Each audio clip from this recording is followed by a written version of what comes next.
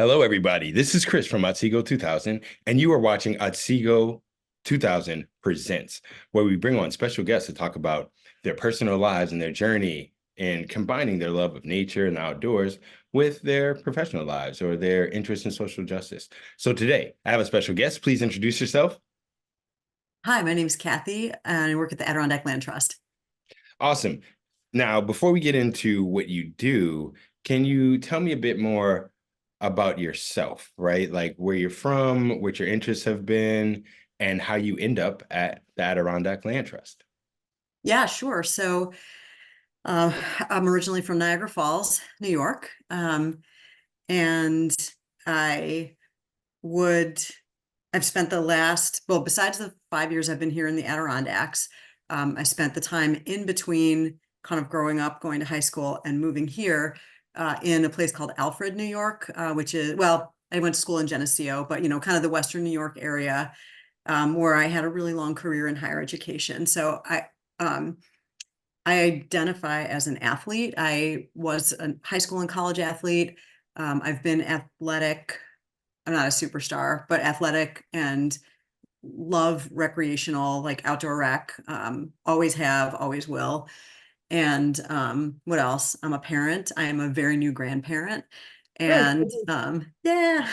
And yeah, I I think that education, conservation, social justice, um, and sort of the outdoors kind of all go hand in hand in maybe a way that's weird, but I don't think it's too weird. So I can talk briefly about higher education because right out of college, well, my undergraduate was biology, my graduate degree was counseling. Um, I got work as a residence life director or a residence hall director at a university, and I loved it. And from there on, decided that I wanted to have a career in higher ed. So I worked with residence halls. Um, I was the director of the Career Development Center at Alfred University for 8 years. And then I became vice president for student affairs, also at Alfred, where I was responsible for all kinds of everything that affects students outside of academics. So everything from, health, counseling, dining, recreation, um, athletics, leadership, uh, the whole, all of that kind of stuff, academic support, and emergency response, the good, the bad, the ugly, the best days of the students' lives and the worst days. That's what I was responsible for managing. And about 5 years ago, um, after my kids went off to college, I decided to move away from higher ed. I love it, always will. Um, but well, I guess I was burned out and decided to make a change and move to the Adirondacks, a place where I had been coming for many times a year ever since I was a child to recreate and relieve stress, and decided to try to make an impact and contribute where for many years all I had done was play. Like I took from the Adirondacks, and I figured, you know what, it's time to give back. And so came here and knew that I wanted to work in conservation. And I feel like there's a direct tie between education and conservation.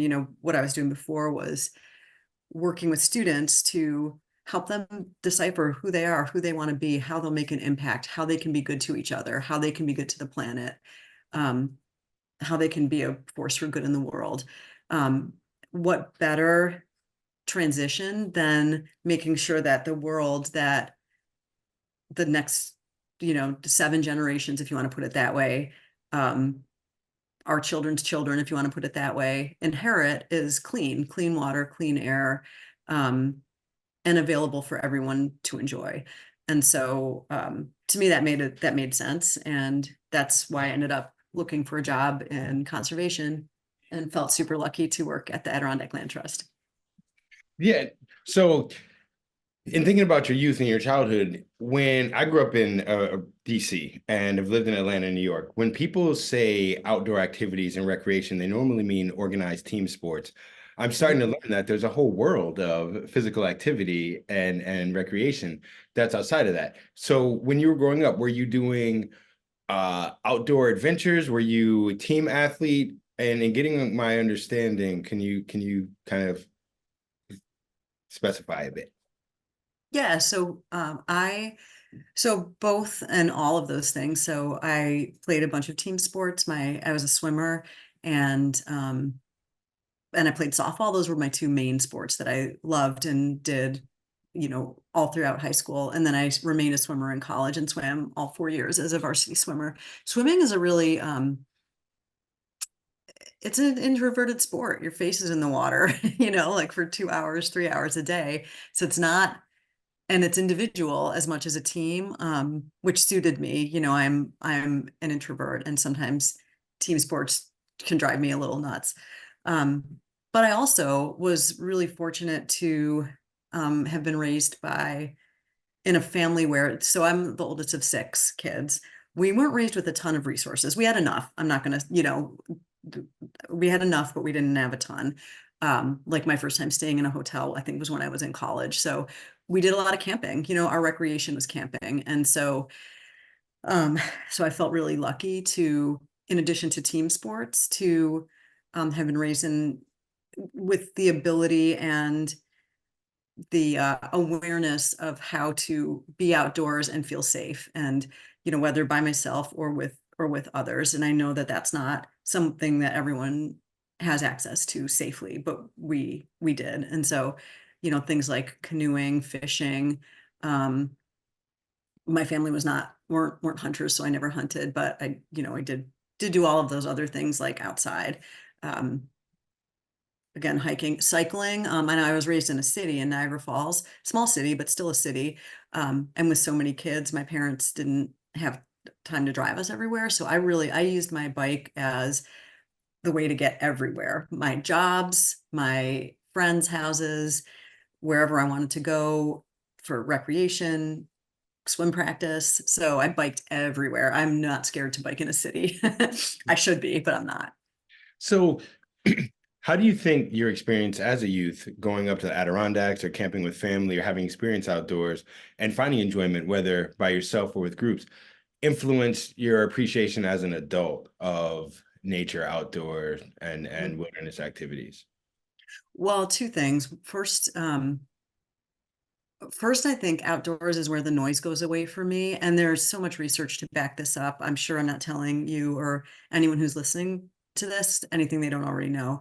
But being outdoors is as useful for anxiety relief and depression as medication. In many cases, there are physicians who prescribe being outside as a way to combat those types of things. I find that to be true. When I'm outside, the noise and the stuff that bothers me, it kind of goes away. I'm taking in what's around me. I'm breathing it in. It's not intentional. It just happens.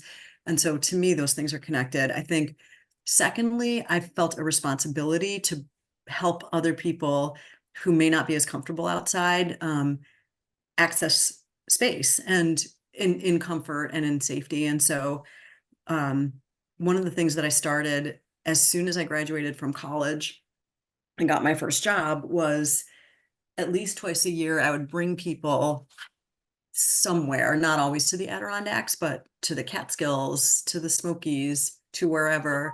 I focused mostly on women and girls, people who identified as women and girls. And I would bring them sometimes, and I would only have 1 or 2 people with me. Sometimes there was a group of like 12 of us. And my job was to plan the experience in a way that was respectful of everybody's fitness levels and comfort levels. And if there were folks who said like, I'm just not down to camp, like, no way, great, we would stay in a B&B or something. And so I really felt like that's my responsibility, and I maintained that up until the year that I left the university. Several times a year, bringing people into outdoor spaces with me to try to help them feel comfortable, and understanding not everyone does or will. Yeah, as I think in talking to folks about diversity and in talking about what we can do to get people into areas where they haven't been historically, like seeking recreation, this concept of the individual experience and what we're aware of or what we need to, unfortunately, I think almost like it's couched as cater to, as opposed to Mm. like just being aware of like humans. As a woman, do you find that non-women are aware of the safety concerns? Do you find that historically there are women who are more worried about the men that might be out there than bears? Do you think there are considerations that or experiences that need to be taken into consideration when planning and saying, well, we want diverse people out here? Yeah, I do think, I think I'm an outlier in not having that fear. And some of it's just because I grew up that way since the time I was really young. And again, that's a privilege, and it was something that not everyone has. I am definitely an outlier. I'll tell you, some of it is that society too expects women to be scared outside, or expects uh, people who are minoritized to be outside, and to be scared when they're outside. I'll tell you a story from, and I don't think they would mind if I shared this, but our intern this year is a non-binary person of color. Um, but their gender expression might read female to a lot of folks, and they really embraced hiking while they were here in the Adirondacks this summer. Really did some really killer stuff. It was cool. Um, but came up to me one time and said, Kathy, do you ever get people when you're up on a peak just asking, coming up to you out of nowhere and asking if you're scared as a woman hiking alone? And because I think it bothered them, why would someone just come up to you out of the blue and ask that question? And I think, um, it's just an interesting, and I've had that question asked of me, um, in busy places. So places where there are a lot of folks who I think are often experiencing maybe their first, second, or third hike. Perhaps they're looking around, they're feeling proud to be a woman out there on their own, or with a group, and maybe they're just like, I don't know, this is new to me. Maybe it is to these people too. I don't get that question ever when I'm out remotely in the middle of nowhere, because anybody out there is like, yeah, we understand, like we're all down with this. But I do think, yeah, it's a question that I think women get asked a lot. Um, and I, is there legitimate fear? Sure. Um, I have a good friend who hikes with me a lot, who's a psychologist, and she says, I'm way more scared of the animals on two legs than on four. To your point about, are people more scary than bears? And I think that is not my feeling, but I think that's a really common and legitimate fear. I'm I'm interested in how to be aware of what society has done, the history, certain institutional experiences, and try to meld that with the individual and know that you can't apply these generalizations to all circumstances. But I feel like when I first was when we started Black land ownership and we were talking to folks about coming upstate or going to more rural areas, usually a joke response was, I'm not going out to the woods, man, they got bears. And it's like it's black bears, they run away, like they're not grizzlies. Then usually if they were, black, they kind of look at me and be like, yo, I'm not really worried about the bears. Those crazy white folks. Mhm. And when I would speak to non-black people about that, they were almost offended that I would recount the story. Like, what do you mean crazy white folks? You mean those Republicans? And it's like, no, no, no. My friends didn't name a political party Right. and they didn't name there's a historical fear somewhat of rural areas where there aren't already a lot of black people. And there may Absolutely. or may not be legitimate reasons for that person to say that in your mind, but it gets said. But in speaking to people about, well, let's do diversity work and conservation, if you start trying to have the conversation, sometimes it's like, well, how do we approach that as a group that doesn't have a lot of that representation? How do we address it without imposing, right? So like we're not being like, we assume you're going to be afraid, like we already guess how you're going to behave, but also not ignore there have been people with your experience that were afraid. And Mhm. so how do you navigate that in terms of working with young women or working with other women that are interested in the outdoors of addressing the historical reality that there may have been reasons to be afraid, but also to not use identity as a limiting factor? great question. And I wish I had a perfect answer to that, or I wish I had solved that, because I sure haven't. But I think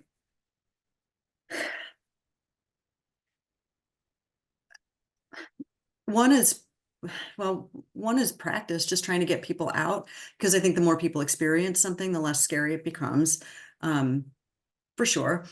Two is being realistic.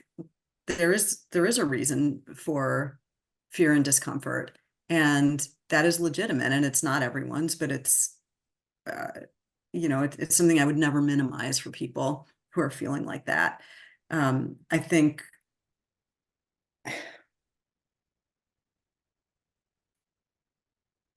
I think well, I don't know. I guess let me come back to that if we can, because Yeah, I like, mean, there may not be an answer immediately, but as a question in speaking with folks about getting people of African descent coming out of some of the areas, it's hard for me to sometimes figure out a direct path because you don't have the immediate connectivity. And I think one difference when we're talking about like race, ethnicity, or nationality versus sometimes either sex or gender is mhm, within your insular community of ethnicity, you will have that diversity of gender expression or biological sex.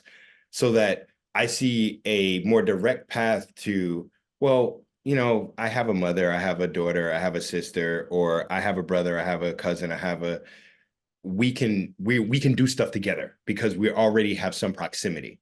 yeah, It comes to the racial segregation of where people have lived in this country. I'm always kind of stuck with how do we say, hey, people in a rural area that doesn't have a large number of Black people, we're going to bring a whole bunch out there. And you will actually have to behave differently. Some of the jokes you were telling are not okay with this new community. And how do you tell some of the people you bring from the city, you may see a Confederate flag, you can't automatically assume that person wants you to be a slave?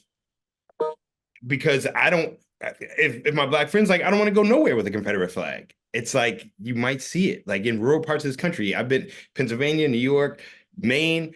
It's not just out west where you weren't even part of the South. It happens. And so I'm right. always wondering how to navigate uh the nuance and the individual tolerances that people have. Uh, Yeah, particularly, and now it's so polarized, and people now, again, I don't know. I think people who were wearing kind of a suit of respectability, or a suit of, like, now feel free to just take it off and be like, hey, I am a bigot, and I'm proud to share that with you. So I think there is some of that. But I think, yeah, what I want to do here, like particularly in the Adirondacks, which is a place that is not very diverse when it comes to race and ethnicity. Um, I am working here to try to change that. And we're seeing it a little bit at a time. Actually, the pandemic, for as awful as it was, and the many, many negative impacts the pandemic had, the pandemic really, in a positive way, impacted that for us. We saw, and this was backed up by friends I have who are forest rangers, people, researchers who are looking out to really try to, who have the same goals as I do, as we do, um, to have a more diverse Adirondacks. We're saying we have never seen the diversity on the trails that we've seen this year. And by seen, I'm just, obviously, so many aspects of diversity are invisible. But I'm talking about race and ethnicity. I think folks were just like, this is awesome. It's really cool. And the more we can build on that, the less scary it might become. Of course, we're not there yet, but the more we can do to just get folks here. And I think there's a couple of other biases that need to be addressed. One is on behalf of people who are longtime outdoor recreation lovers, is this feeling that you have to be by yourself or in a small group, or it's not real if it's with a bunch of people. Like, you'll see lots of pictures of peaks that are crowded with folks, and it's almost always sort of conservation organization saying like, this is terrible. Everything is like overused. It's so bad. Hmm. Not recognizing at all that for many people, being outdoors is a social activity, and a vision of a crowded mountain peak is not something to be like, I don't know, dismissed, but like something to be celebrated. Like, this is awesome. This isn't scary. Look at all these people out here. This is pretty cool. Who are on these bare rocks enjoying this. So I think like we have to address that as part of the outdoor community, and this bias of like it's only like true outdoor recreation if it's like sort of solo. And so again, these are things that organizations here are trying to, we're looking at issues of high use because there is a conservation impact, but also um, not as a quality of life type of issue for people, many of whom want their friends and family around them or want people around them when they experience these things. Yeah, you in a way just turned on a light bulb. In being from a city and looking towards outdoor activities, there was almost a skill to it, or like a hardness in it.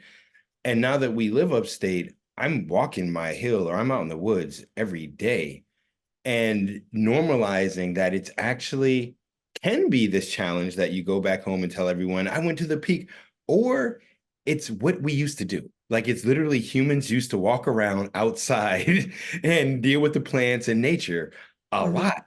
And there may Yeah, be a hill, there may not be. It may be just a path that winds for a mile and a half. totally. Yeah. You really turned on something of like just normalizing the hiking camping experience, that it isn't this. I think, because maybe, sorry to restart, from my youth, it was almost like that's a wild adventure.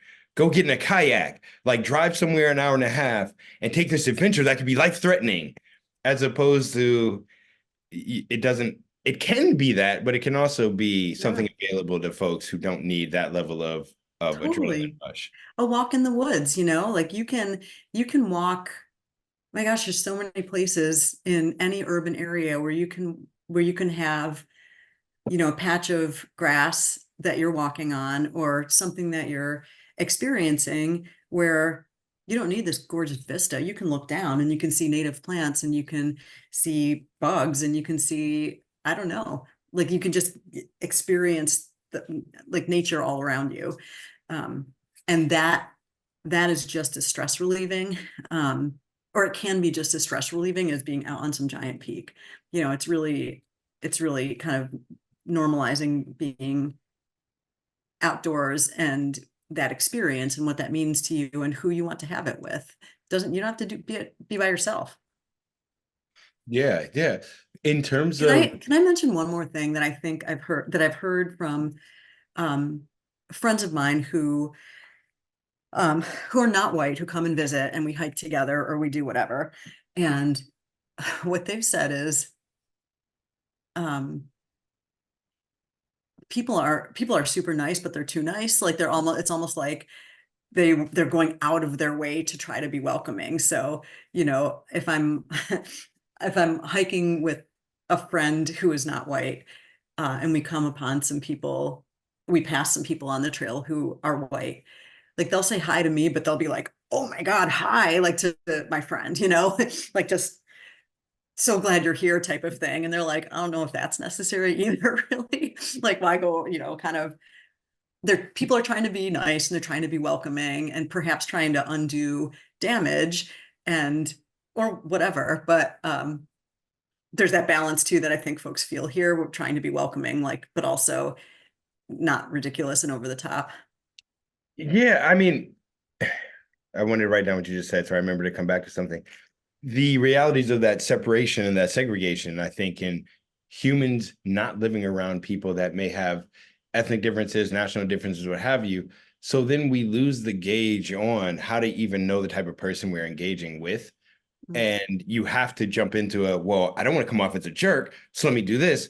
But neither, it's uncomfortable for everyone involved. And for me, that's just a proximity issue. And that when people are a bit more accustomed to each other and Yeah. with more activity, then you get that read on here's what community members need, and in viewing ourselves as community members as opposed to racial groups, as opposed to political groups, as opposed to activity groups, it then starts to, well, that means we got to do stuff together.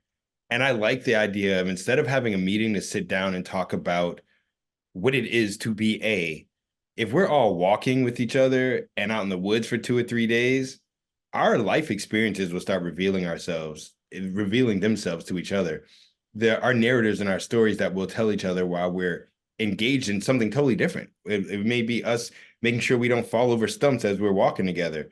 But the bonds that come through that, I think, provide for a lot more exchange and awareness than a sit down meeting of, okay, people are like this, because that will never actually totally translate.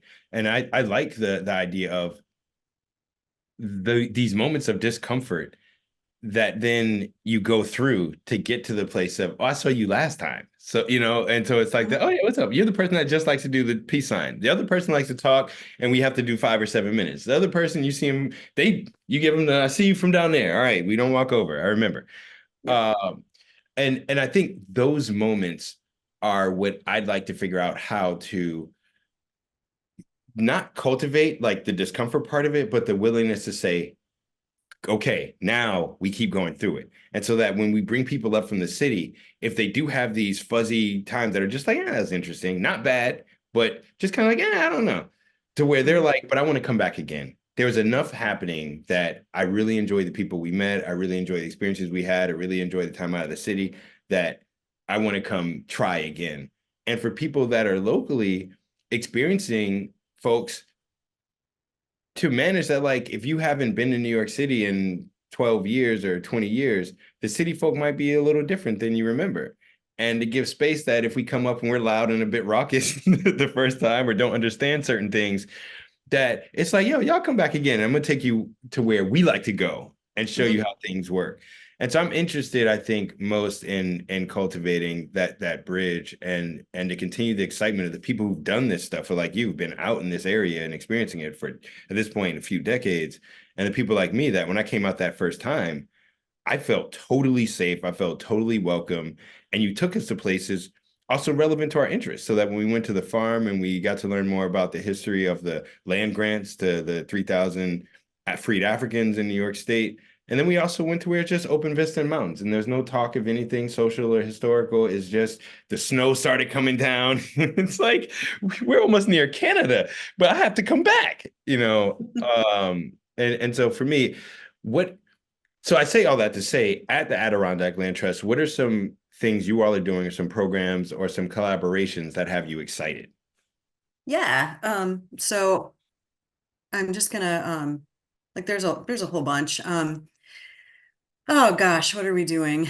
One of one project that we're working on, and perhaps you're familiar with this, is working with Dave Fadden, who's the director of the Six Nations Iroquois Cultural Center, to try and, well, we're working with him on a conservation project, him and his family, we've already done this. We've purchased land.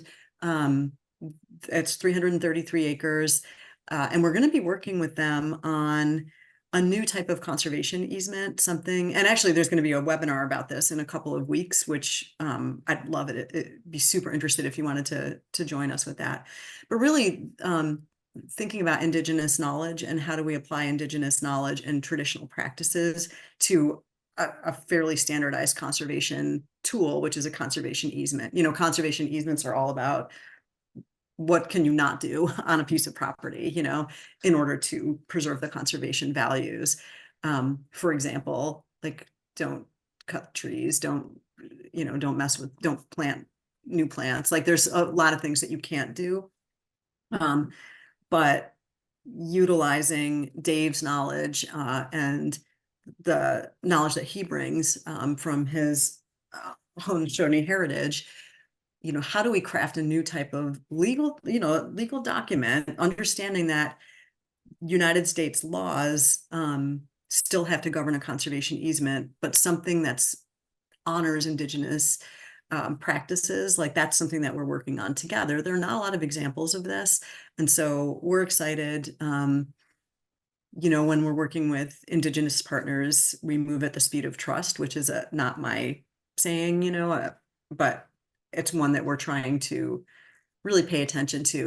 We might want to move quickly on a certain timetable. And if our partners are like, we got to slow down because we need time to trust you and to see who you are and what you do, and how you work with us.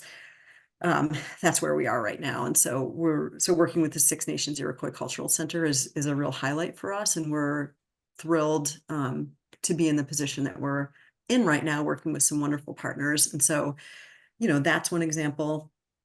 I've connected you recently with Yunga Webb, who Yunga is the director of diversity initiatives at a local school.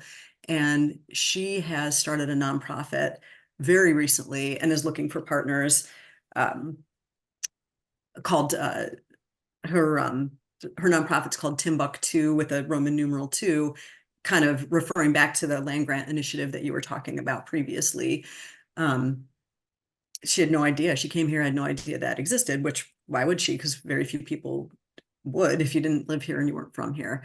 But she's really interested. She shares your interest, I think, in more Black people owning land, more Indigenous people owning land, and not just in the Adirondacks, but throughout sort of the northern United States. And so, working with Yunga to try to make connections, to connect her with grant resources, other nonprofit resources and people who would be interested. We're trying to we are making connections with the Adirondack Diversity Initiative, which is an initiative that started here as a collaboration of several conservation organizations who pooled funding and now has gotten some funding from New York State and the Department of Environmental Conservation to create this position. It's now, I think, maybe 4 or 5 years old. There's a new director named Tiffany Ray Fisher, who is fabulous. You've met Tiffany. She was one of the board members. She still might be one of the board members of John Brown Lives. I She's remember. also owns a dance studio and she's a choreographer, does a lot of work in the city and kind of bumps back and forth. But, one of the things that Tiffany does besides her kind of formal work as the Adirondack Diversity Initiative director is she hosts get-togethers at her house once a month, only people of color. And it's really an affinity group. And our intern, who I just chatted about earlier, was invited to those, which is nice because as they experienced situations like the way that you categorize, not necessarily negative, but kind of like, like what's going on here? Like people asking them, for example, coming up to them out of nowhere and asking them if they're uncomfortable being by themselves on a mountain. It's a place to process, and it's a place to have fellowship, and it's a place to find community. And so I think Tiffany's, what she's doing for this community, and she's also a landowner and a property owner, and is very proud of that and happy about that.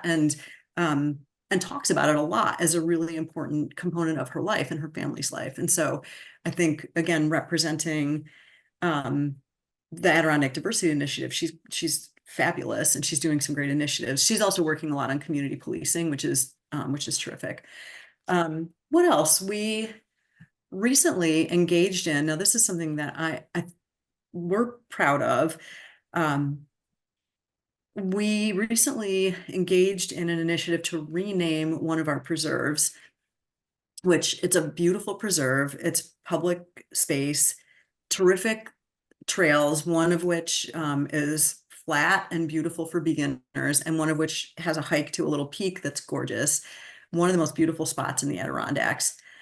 As a member of a community that's constantly being reminded of a historical mistreatment, those names, those statues, those relics were put in place as intimidation. They were put in place as celebration. I assume there's some people who were like, there's no one here to intimidate. We ran all y'all out, so we're here to celebrate. But when I come visit, I'm intimidated by certain things like that, or like the names that are being celebrated. And when I think folks that want to address diversity, accessibility, one of the main things is, so what are you willing to do? And being able to go into communities, have those discussions, starting to get the structure and getting the infrastructure more welcoming, for me, is more important than may be observed or spoken of. And that I know when I go places and, you know, I'm kind of historian, certain names, I know who they're celebrating. And so I know what type of town I'm in, you Mhm. know, and people do notice those things. Second, can you speak a bit about this notion of flexibility as an institution? Because like institutions or entities don't tend to be flexible. They have their agendas or they have their missions, and having to accommodate the notion of we're going to move at the speed of trust, and not specific to that dynamic, but this idea of when you work with diverse communities, you may have to adjust how you and your bureaucratic process functions. Could you say a little bit about that? Yeah, yeah. I mean, and you pretty much just said it. And I don't know that I could say it any clearer than you just did, but I can tell you a specific example of when we bumped up against it. It was a grant process. We wrote a grant to try to get to pay Indigenous partners to consult with them as we go through this process of crafting a new type of conservation easement that respects Indigenous use. And our organization, the Land Trust Alliance, that's our kind of our professional organization, gave us a really nice grant for a couple of diversity, equity, inclusion, and access related programs, one of which was getting consultants. And we really wanted to work with local partners, for obvious reasons, right? All grants have a time frame by which you need to produce your outputs. And so we had to go to them for an extension, because just because we have money now and we have to use it by X date, and we want to pay somebody, we want to pay many somebodies to help us, doesn't mean that people are going to be lining up saying like, hey, I want to work with you. That takes time. And so that's that speed of trust concept, is just because we want something. And even if we have money, doesn't mean somebody wants to work with us. They don't know us. Why would they? And us, the kind of offering an incentive, like, fine, that's not enough for people, like, nor should it be if we don't know you.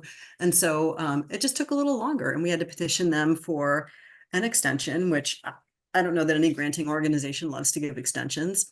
But the Land Trust Alliance was great, because one of the things that we said to them when petitioning for the extension was, this is one of the things that we have learned through receiving this grant, is that one of the biggest mistakes that a non-Indigenous organization can make when working with an Indigenous organization is forcing a timetable. We have learned this.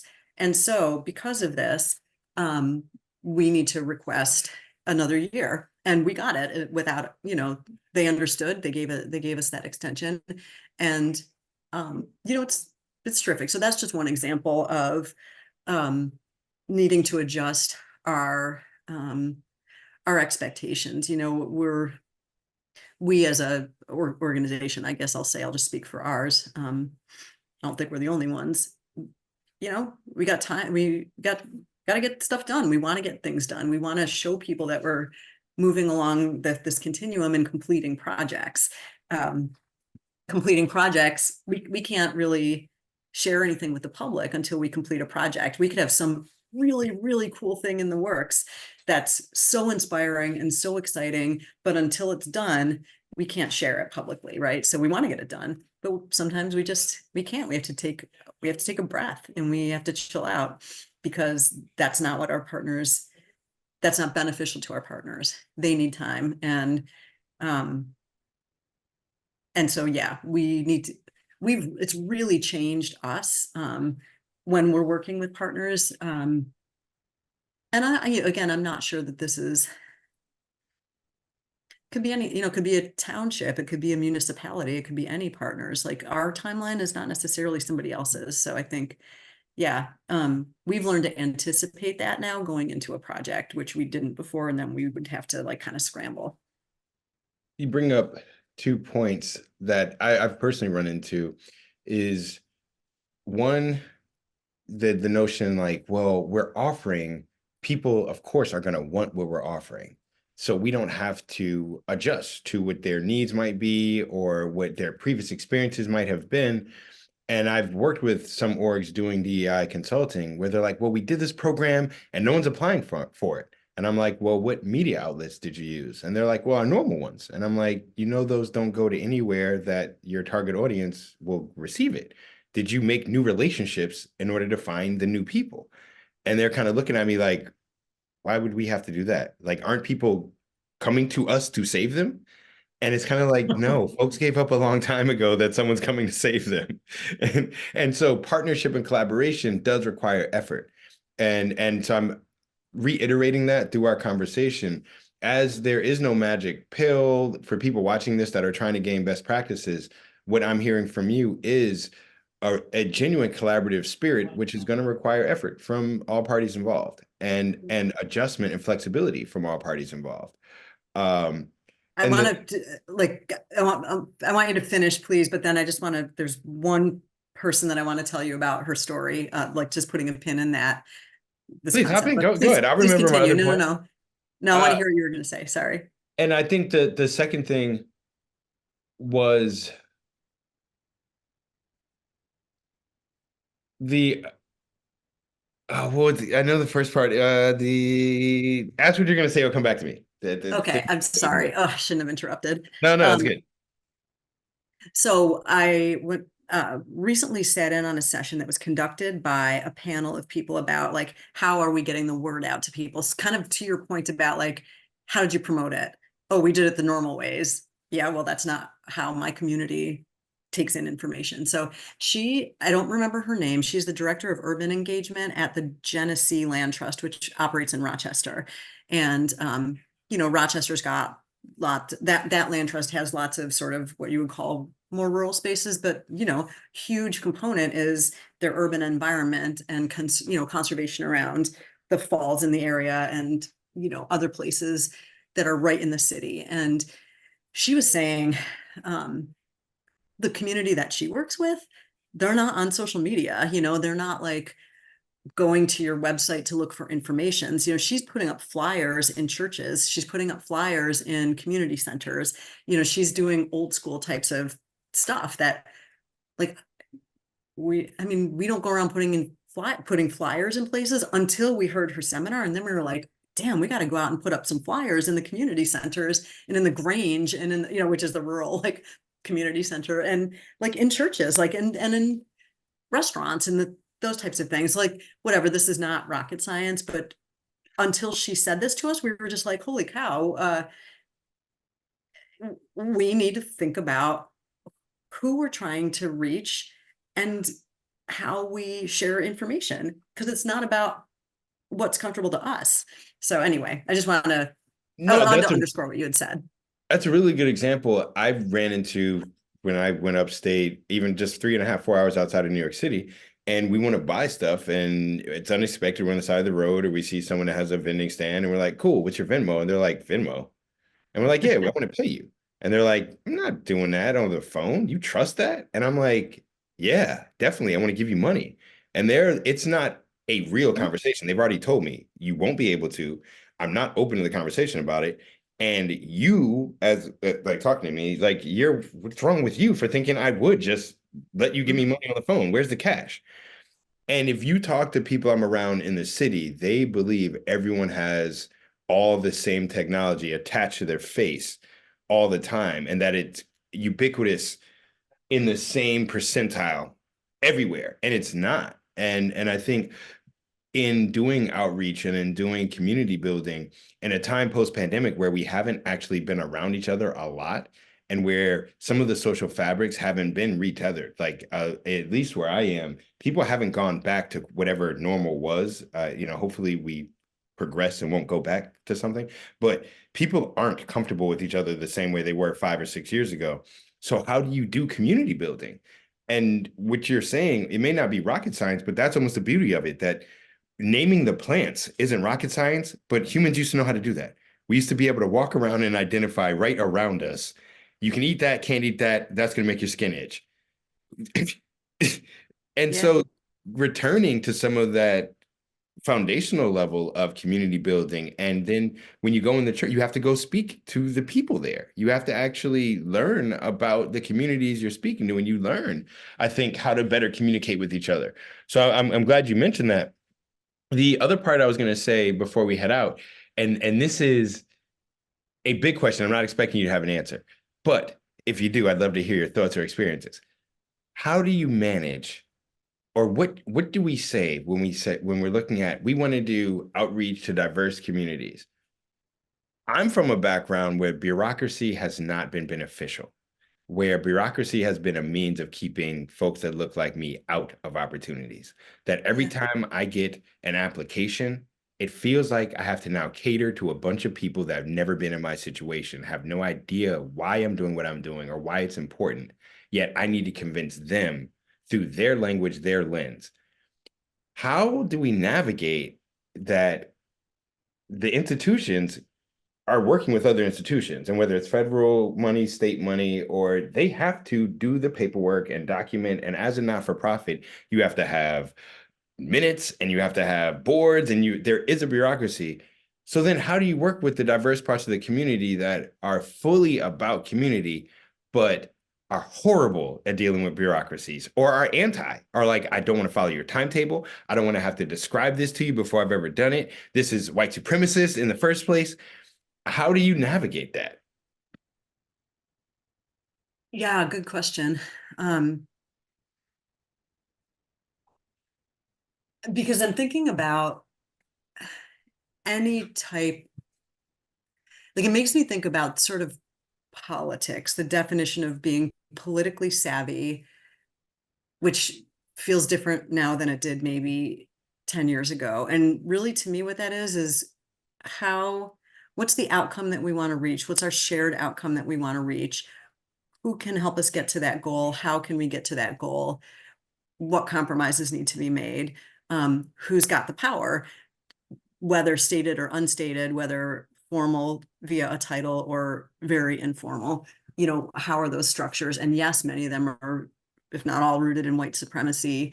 Um, and and so part of it is for me as a person working in a nonprofit, and that's been my whole life, has been working in nonprofits. I've never been on a corporate, in a corporate setting, is just constantly trying to empathize, right? Like, so I have, all I have is my own lived experience, and I know this.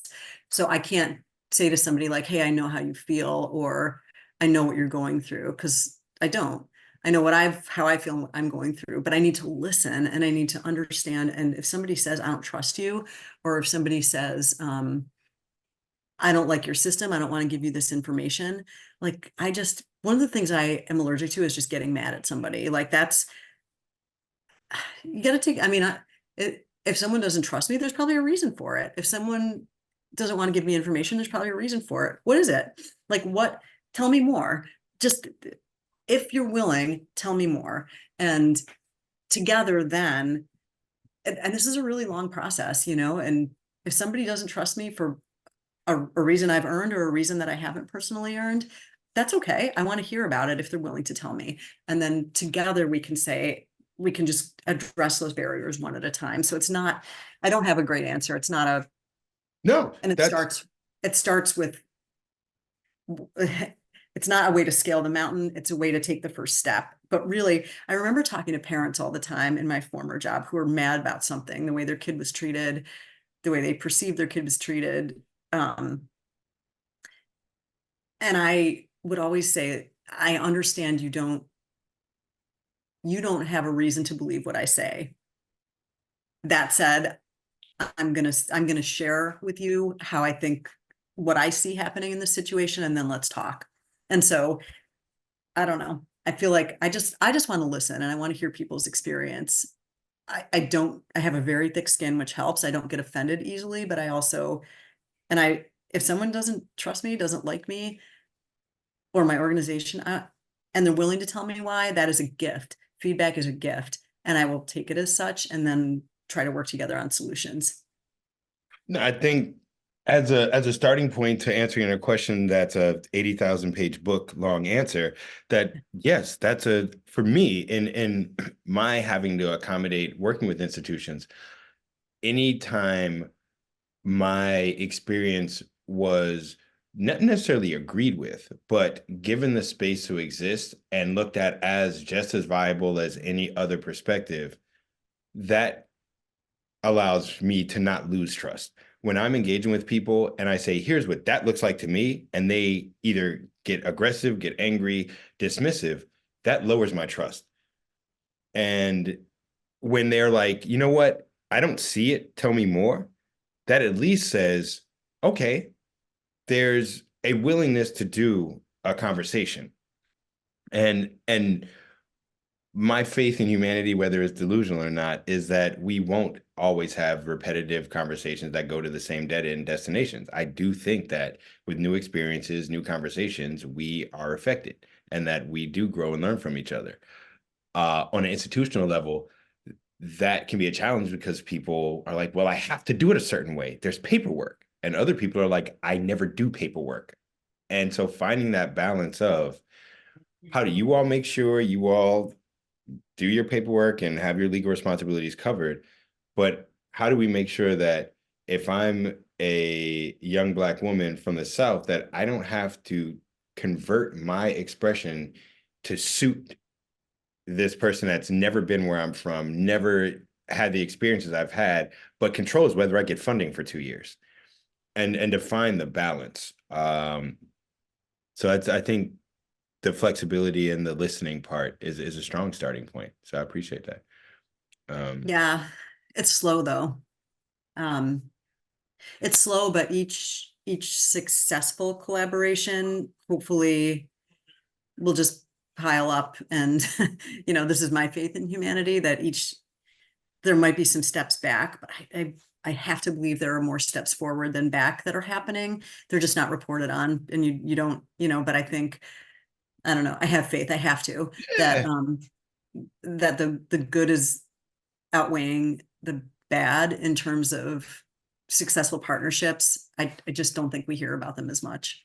And that's why we are doing this series. Otsego 2000 presents. Shout out to Adirondack Land Trust. It's so hard for me to say Adirondack. I don't know why. I spell it. I got maps.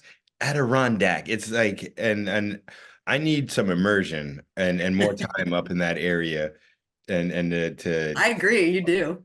yeah, so we're gonna make sure we get you out to our area. We're gonna bring some Yep. people out to you. Is there anything you'd like to leave us with? How do we find either you, your organization, or one of your programs that's important to you? Like, how do people, after they see this, stay tapped in?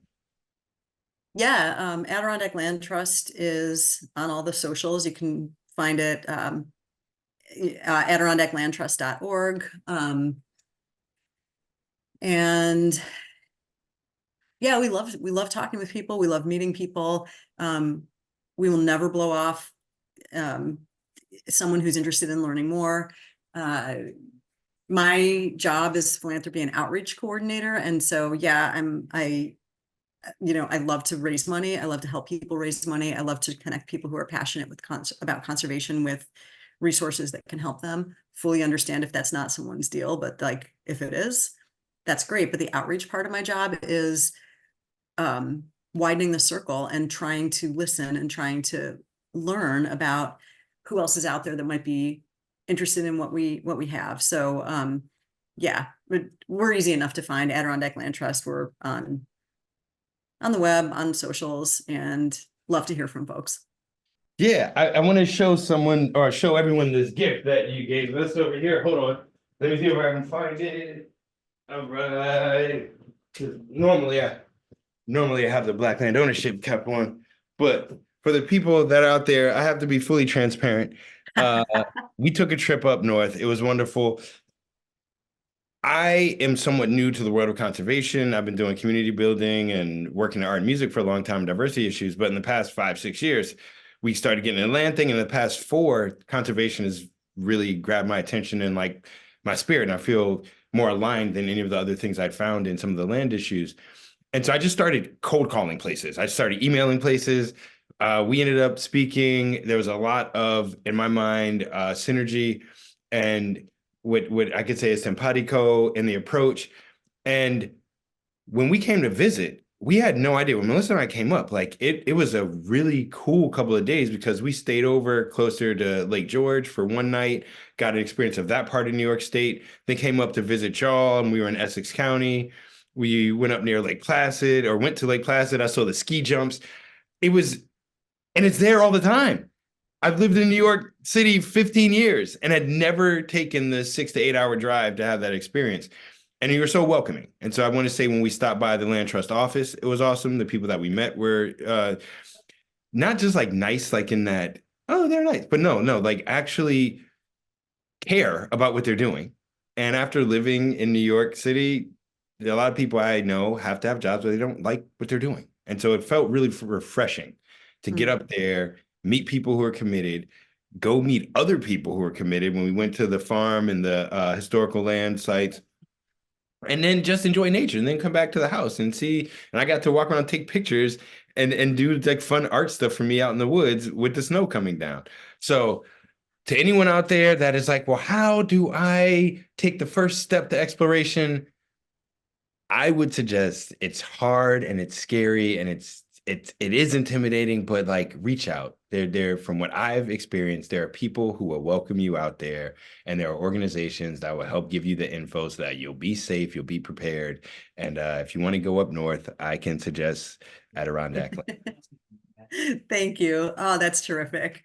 Right? Well, I've loved working with you, and you and Melissa, I've learned so much from you, and every time you share your knowledge so generously, and I think we've learned a lot from that, and so I appreciate your generosity in sharing with us, and can't wait to do more of it.